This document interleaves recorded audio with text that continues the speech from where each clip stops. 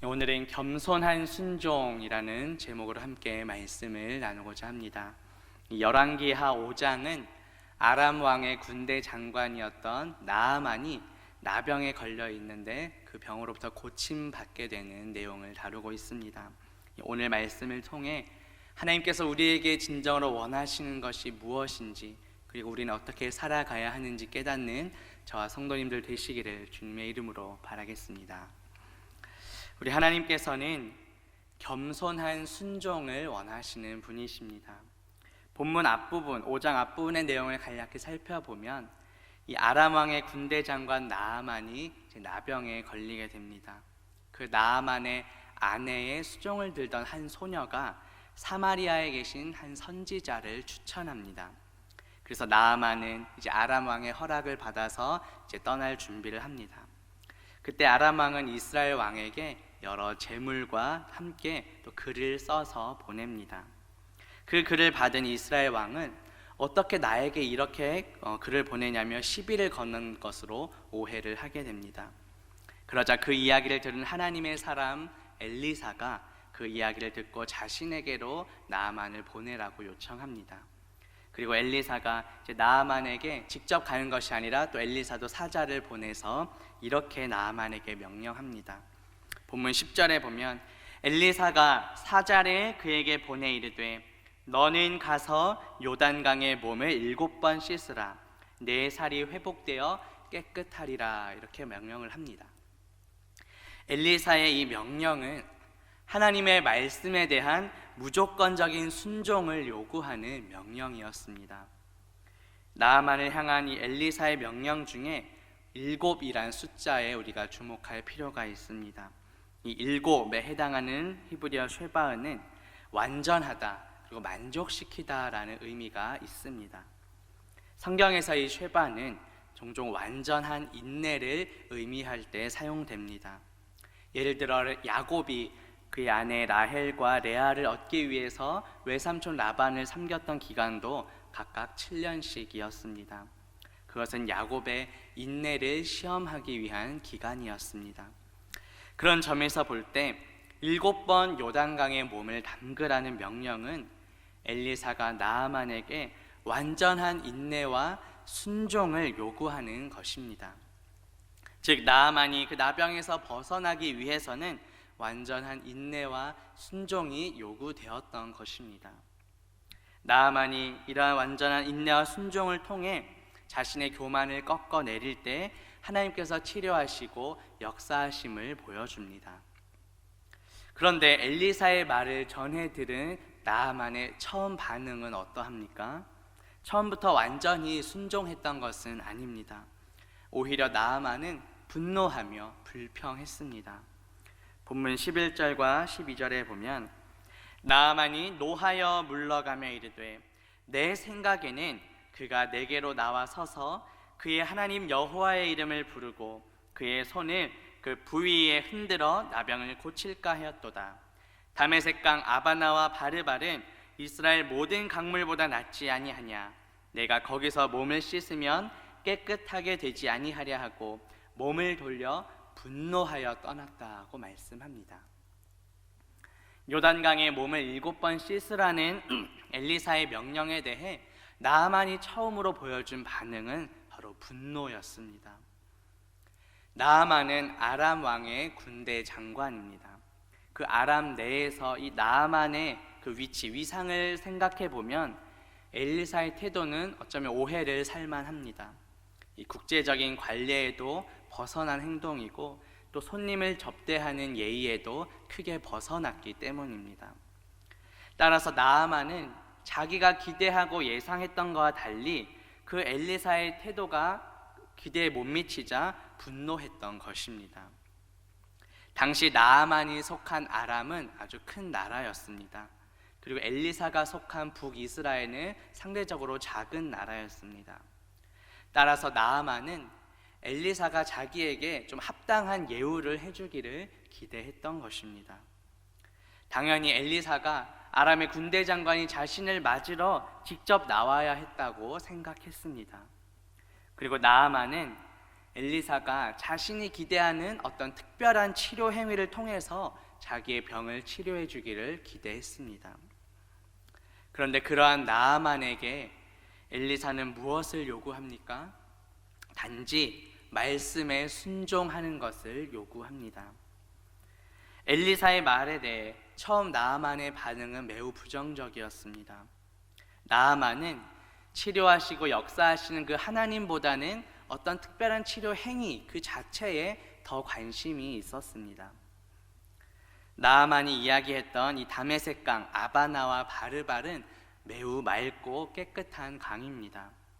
그에 비해 엘리사가 몸을 담그라고 했던 이 요단강은 수심도 깊지 않고 흙이 섞여 아주 혼탁한 강이었습니다. 이런 사실을 잘 알고 있던 나아만은 이 더러운 요단강물이 만약 자기를 치료한다면 이 맑은 다메섹 강은 더 큰 효과가 있지 않겠냐는 자신만의 논리를 내세웁니다. 나아만의 이러한 대답은 우리 인간적인 시각으로 볼 때는 매우 합리적으로 보입니다. 더러운 요단강물보다는 맑고 깨끗한 강물에 몸을 담그는 것이 피부에도 더 좋을 것이라는 그런 생각입니다. 하지만 하나님께서는 우리 인간의 그런 합리적인 논리나 방법이 아니라 말씀에 단지 순종할 때 치유의 역사를 보이길 원하셨습니다. 여기서 우리의 모습을 돌아보길 원합니다. 우리가 신앙생활을 하다 보면 나의 생각과 나의 기준에서 볼 때 합리적이지 않다고 느낄 때가 있습니다. 말씀에 단지 순종하는 것이 내 판단과 내 기준에는 이해가 되지 않을 때도 있습니다. 하지만 하나님께서는 우리의 논리나 생각을 뛰어넘어 역사하시는 분이십니다. 우리가 단지 말씀에 순종할 때 역사하십니다. 말씀에 순종하기보다 내가 처한 상황이나 형편 또 나의 논리를 더 앞세우고 있진 않았는지 돌아봅시다. 말씀에 순종하기보다 나아만처럼 자신의 어떤 체면이나 자존심이 더 앞서 있진 않았는지도 돌아봅시다. 나의 교만함과 인간적인 생각들을 내려놓고 말씀에 겸손히 순종하는 저와 성도님들 되시기를 바라겠습니다. 만약 나아만이 이렇게 계속 분노하고 불평한 것으로 이 말씀이 끝났다면 치유와 회복의 역사는 일어나지 않았을 것입니다. 그런데 참으로 다행히도 나아만에게는 지혜로운 종들이 있었습니다. 그 종들이 나아만을 설득합니다. 오늘 본문 13절 말씀 보면 그의 종들이 나와서 말하여 이르되 내 아버지여 선지자가 당신에게 큰 일을 행하라 말하였다면 행하지 아니하였으리이까 하물며 당신에게 이르기를 씻어 깨끗하게 하라 함이리이까 라고 종들이 나아만을 설득합니다. 종들은 엘리사의 명령이 그냥 자존심을 좀 접고 순종하기만 하면 되는 아주 작은 일이라고 말을 합니다. 현재 그 나아만이 처한 상황이 그 엘리사의 명령에 어떤 가타부타 시비를 따질 만한 형편이 아님을 지금 일깨워주고 있습니다. 그런데 나아만의 입장에서는 이렇게 간단해 보이는 요구가 오히려 더 순종하기 힘들었습니다. 자신이 갖고 있는 그 병이 너무너무 심각했기 때문에 당연히 이 병을 치료하려면 뭔가 좀 복잡하고 특별한 치료 과정이 필요할 것이라고 여겼던 것입니다. 그래서 나아만은 어떠한 힘들고 어려운 일이라도 행할 마음의 준비가 되어 있었습니다. 그런데 엘리사는 무엇을 요구했습니까? 엘리사가 요구한 것은 나아만의 예상과는 달리 너무도 단순하고 쉬운 것이었습니다.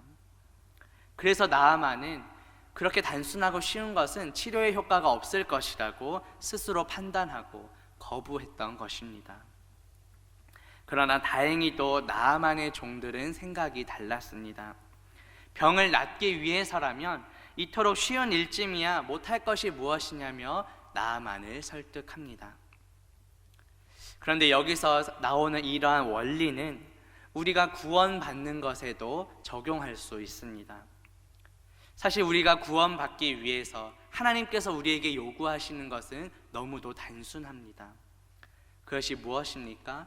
예수 그리스도를 나의 구주로 믿기만 하면 우리는 구원을 얻습니다.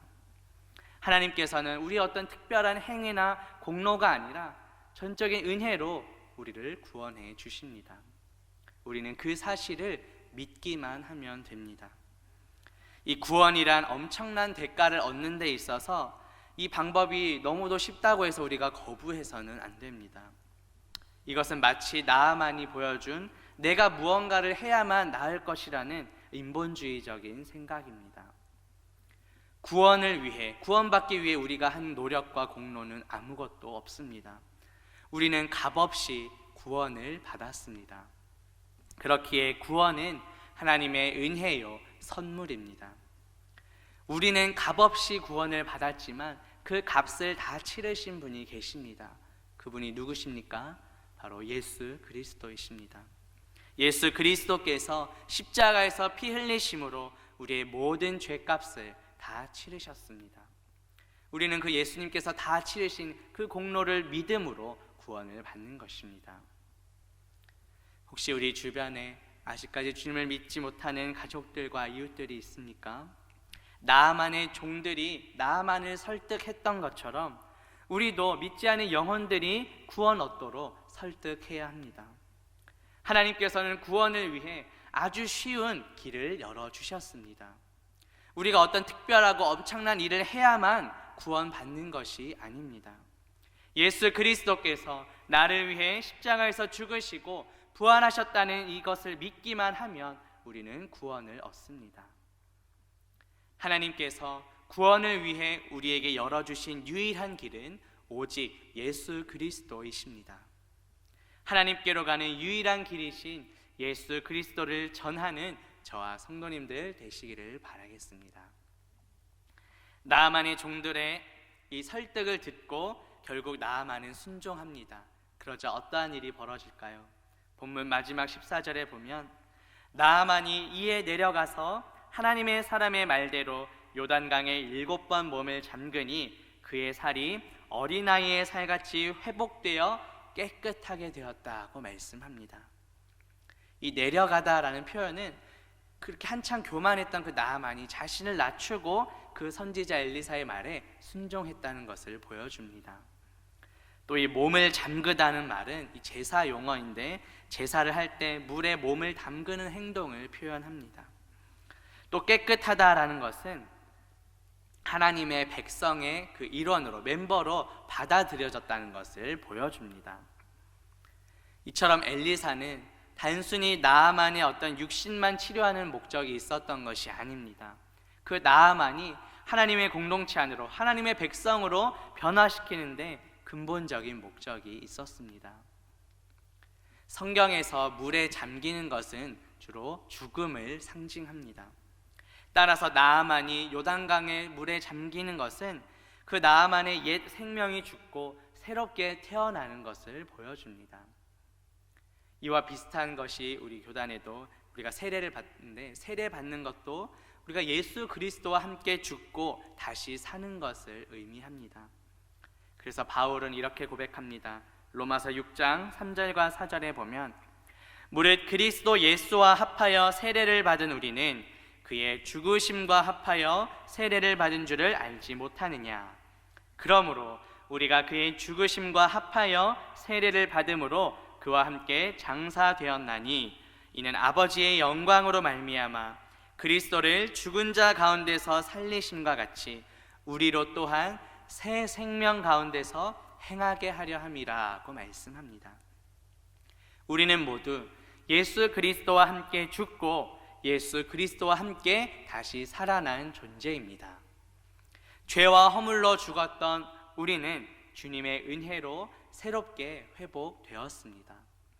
하나님과 원수되었던 우리는 예수 그리스도로 말미암아 하나님과 다시 화목하게 되었습니다. 그렇다면 하나님의 이 은혜로 구원받은 우리는 이제 어떻게 살아가야 합니까? 주님께서 주신 그 구원의 은혜에 감사하며 겸손히 말씀에 순종해야 합니다.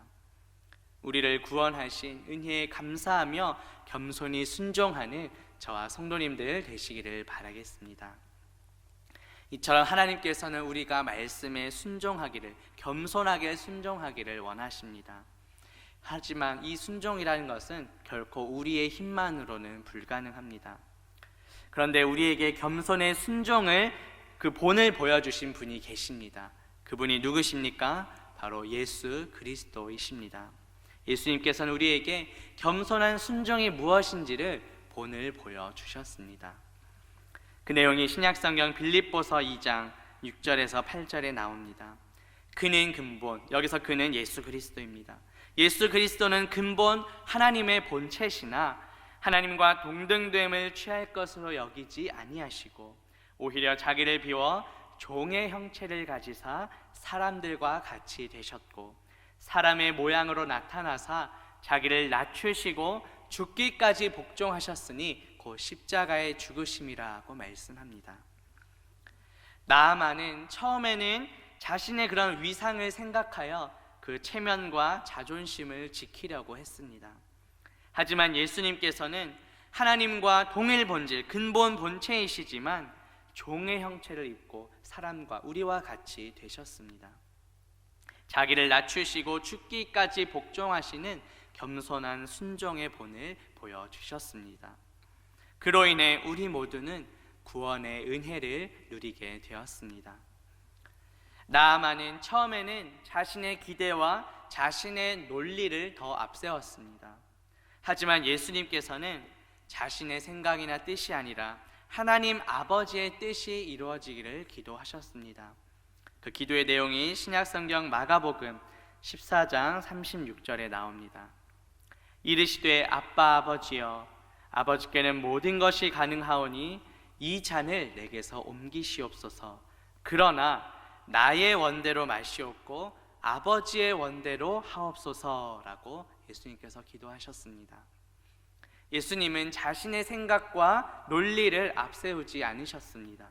전적으로 하나님 아버지의 뜻에 순종하셨습니다. 예수 그리스도의 이 순종으로 인하여 우리 모두는 구원의 은혜를 받게 되었습니다. 이 은혜에 감사하며 겸손히 순종하는 저와 성도님들 되시기를 바라겠습니다. 마지막 세 번째로 살펴볼 것은 우리가 이제 겸손한 순종으로 영광 돌려야 한다는 것입니다. 지금까지 하나님께서는 우리에게 겸손한 순종을 원하시는 분이시고 예수 그리스도께서 그 겸손한 순종의 본을 보여주셨음을 살펴보았습니다.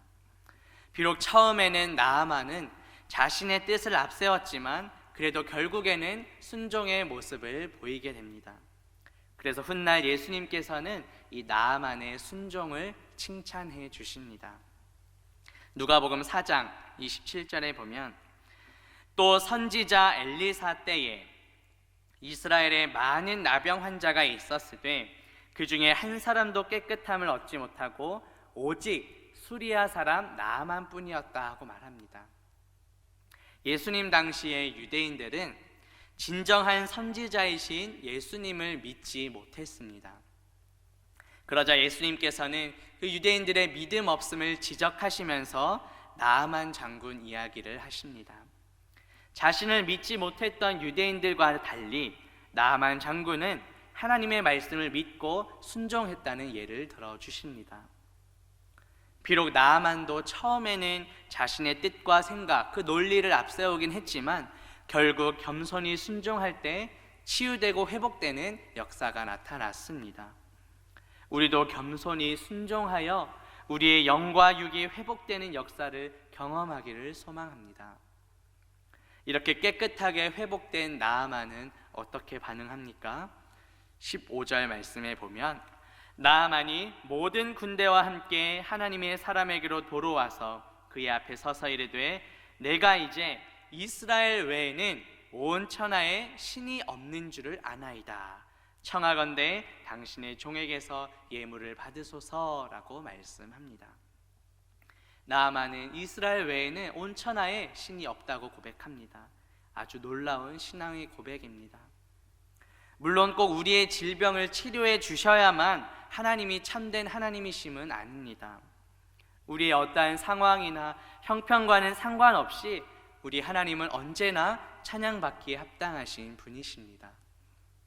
우리가 주님의 은혜로 구원받았기에 더더욱 감사와 찬양으로 영광 돌려야 마땅합니다. 그리고 이제는 나의 겸손한 순종을 통해 내 주변에 믿지 않는 가족들과 이웃들도 하나님께 영광 돌릴 수 있도록 해야 합니다. 하나님께서 우리에게 먼저 구원의 은혜를 베푸신 이유는 우리를 통해 믿지 않는 영혼들에게 그 은혜와 사랑을 전하기 위함인 줄 믿습니다. 우리의 겸손한 순종을 통해 믿지 않는 가족들과 이웃들도 하나님께 영광 돌리도록 하는 저와 성도님들 되시기를 바라겠습니다. 제 말씀을 맺으합니다. 오늘 말씀을 통해 하나님께서 우리에게 원하시는 것이 무엇인지, 그리고 우리는 어떻게 살아가야 하는지 살펴보았습니다. 하나님께서는 우리에게 겸손한 순종을 원하십니다. 예수 그리스도께서는 겸손한 순종의 본을 우리에게 보여주셨습니다. 그로 인해 우리는 모두 구원의 은혜를 누리게 되었습니다. 이제 우리가 겸손한 순종으로 하나님께 영광 돌려야 합니다. 우리의 겸손한 순종을 통해 믿지 않는 가족들과 이웃들도 하나님께 영광 돌리도록 하는 저와 성도님들 되시기를 주님의 이름으로 바라겠습니다. 기도합니다. 하나님 아버지, 오늘 말씀을 통해 하나님께서 원하시는 것이 무엇인지, 우리는 어떻게 살아야 하는지 깨닫게 하시니 감사합니다. 하나님께서는 겸손한 순종을 원하십니다. 예수 그리스도께서는 겸손한 순종의 본을 보여주셨습니다. 그로 인해 우리는 모두 구원의 은혜를 누리게 되었음을 믿고 감사드립니다. 이제 우리가 겸손한 순종으로 하나님께 영광 돌리게 하옵소서. 우리의 겸손한 순종을 통해 믿지 않는 가족들과 이웃들도 하나님께 영광 돌리게 하옵소서. 예수 그리스도의 이름으로 기도합니다. 아멘.